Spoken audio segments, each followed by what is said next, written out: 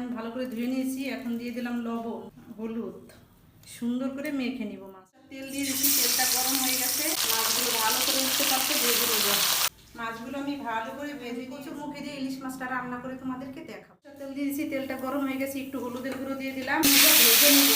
এরপরে নেড়ে চেড়ে ফোড়নে একটু সাদা জিরা, একটু কালো জিরা, দুটো তেজপাতা, একটু বেটে রাখা পেঁয়াজ, পেঁয়াজটাও তেলে গেছে। স্বাদ মতো লবণ, পরিমাণ মতো হলুদ, 1 চামচ ধনিয়ার গুঁড়া, 1 চামচ জিরার গুঁড়া, একটু কাশ্মীর লঙ্কার গুঁড়ো, কয়েকটা কাঁচা লঙ্কা চিড়ে দিলাম। মশলা দেওয়া বাটি থেকে জল এখন ভালো করে কষিয়ে নেব। এবার একটা কচুর মুখিতে দিয়ে দিলাম, ভালো করে কষিয়ে নেব। কচুটা ভালো করে কষিয়ে নিয়েছি, ঝোলটা দিয়ে দিব। 5 মিনিটের জন্য আমি ঢেকে দিব। ঢাকনাটা তুলে নেব।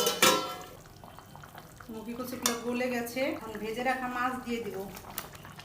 2 মিনিট জাল দিয়ে নেব। ইলিশ মাছের তরকারিটা রান্না আমার রেডি।